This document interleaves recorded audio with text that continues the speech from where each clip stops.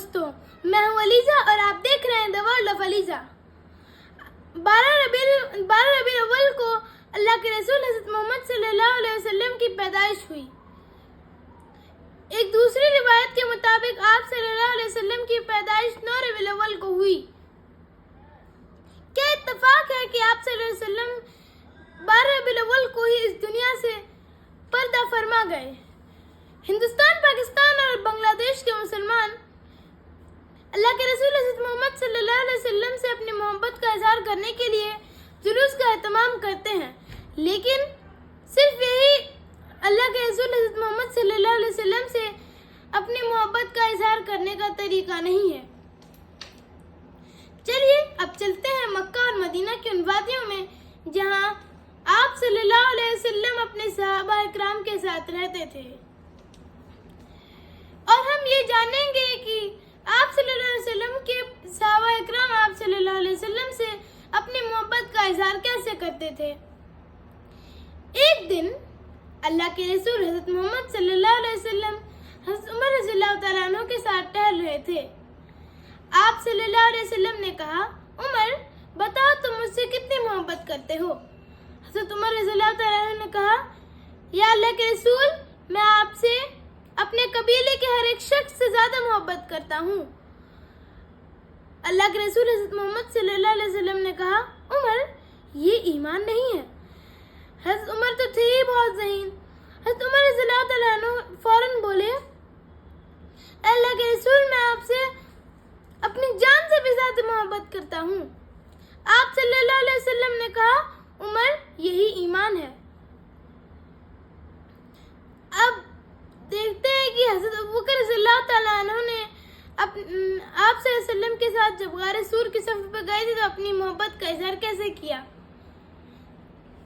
جب اللہ کے رسول حضرت محمد صلی اللہ علیہ وسلم کو ہجرت کا حکم مل گیا تو آپ صلی اللہ علیہ وسلم حضرت ابوبکر رضی اللہ تعالیٰ عنہ کے ساتھ غار سور کے لیے نکل گئے۔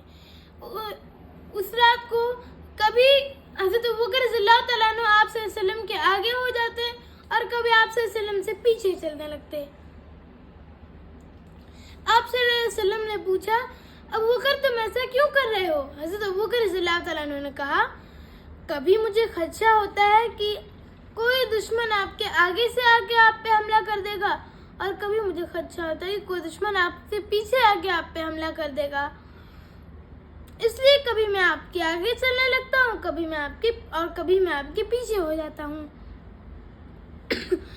جب اللہ کے رسول حضرت محمد صلی اللہ علیہ وسلم حضرت ابوبکر رضی اللہ تعالیٰ عنہ غار سور تک پہنچ گئے تو حضرت ابوبکر رضی اللہ تعالیٰ عنہ نے کہا، آپ صلی اللہ علیہ وسلم سے کہا، آپ پہلے مجھے جانے دیں۔ حضرت ابوبکر رضی اللہ تعالیٰ عنہ جب غار میں پہنچ گئے تو انہیں جتنے بھی سوراخ ملے انہیں اپنی چادر پھاڑ کے بند کر دیا، پر 2 سوراخ باقی رہ گئے۔ آپ صلی اللہ علیہ وسلم اور حضرت ابوبکر رضی اللہ تعالیٰ عنہ جب غار میں آئے تو ایک سانپ حضرت ابوبکر رضی اللہ تعالیٰ عنہ کو ڈس لیا۔ جب حضرت ابوبکر رضی اللہ تعالیٰ عنہ نے دیکھا تو اللہ کے رسول حضرت محمد صلی اللہ علیہ وسلم کی آنکھ لگ چکی تھی۔ انہوں نے آپ صلی اللہ علیہ وسلم کو جگانا مناسب نہ سمجھا اور سانپ کاٹنے کا واقعہ تبھی بتایا جب اللہ کے رسول حضرت محمد صلی اللہ علیہ وسلم کی آنکھ کھل گئی۔ اب جانتے ہیں جنگ احد میں صحابہ اکرام نے اللہ کے رسول حضرت محمد صلی اللہ علیہ وسلم سے اپنی محبت کا اظہار کیسے کیا۔ جب مسلمانوں کی ایک دستے کی غلطی کی وجہ سے مسلمانوں کے پاؤں اکھڑ گئے تو اگر کوئی بھی تیر انداز اللہ کے رسول حضرت محمد صلی اللہ علیہ وسلم کی طرف بڑھتا تو حضرت سعد بن ابی وقاص رضی اللہ تعالیٰ عنہ، حضرت ابوبکر رضی اللہ تعالیٰ عنہ، حضرت مصعب بن عمیر رضی اللہ تعالیٰ عنہ اور کئی صحابہ اکرام آپ صلی اللہ علیہ وسلم کے ارد گرد ہو جاتے تاکہ کوئی بھی تیر انداز آپ صلی اللہ علیہ وسلم کی طرف آ نہ سکے۔ اور مسلمانوں کی جس غلطی کی وجہ سے اس بار انہیں شکست ہوئی تھی، اس کے بعد کبھی بھی مسلمانوں نے ایسی غلطی نہ کی اور کبھی بھی اللہ کے رسول حضرت محمد صلی اللہ علیہ وسلم کے حکم کے آگے کوئی کام نہ کیا۔ اب جب اللہ کے رسول حضرت محمد صلی اللہ علیہ وسلم ہمارے بیچ نہیں ہیں تو ہمیں ان سے محبت کا اظہار کیسے کرنا چاہیے؟ اللہ کے رسول حضرت محمد صلی اللہ علیہ وسلم نے ہمیں اپنی محبت کا اظہار آپ صلی اللہ علیہ وسلم سے کیسے کرنا چاہیے اسے بھی حجۃ الوداع کے خطبے میں بتا دیا تھا۔ جب حجۃ الوداع کے موقع پہ اللہ کے رسول حضرت محمد صلی اللہ علیہ وسلم نے خطبہ دیا تھا تو آپ صلی اللہ علیہ وسلم نے یہ کہا تھا، اے لوگوں، میں تمہارے بیچ دو بھاری چیزیں چھوڑ کر جا رہا ہوں، ایک کتاب اللہ اور دوسری میری سنت،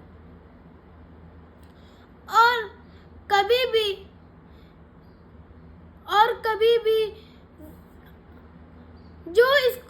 تم اس کو مضبوطی سے پکڑے رہنا، جو اس کو مضبوطی سے پکڑا رہے گا وہ ہدایت یاب ہوگا، اور ہمیشہ مظلوموں کی مدد کرنا، یتیموں کی مدد کرنا، کبھی بھی پڑوسیوں کے ساتھ بدسلوکی نہ کرنا، اور کبھی بھی پڑوسیوں کے ساتھ بدسلوکی نہ کرنا۔ پھر آپ صلی اللہ علیہ وسلم نے لوگوں سے پوچھا، کیا میں نے اللہ کے احکام کو آپ تک پہنچا دیا؟ لوگوں نے کہا، جی ہاں، آپ نے اللہ کے احکام کو ہم تک پہنچا دیا۔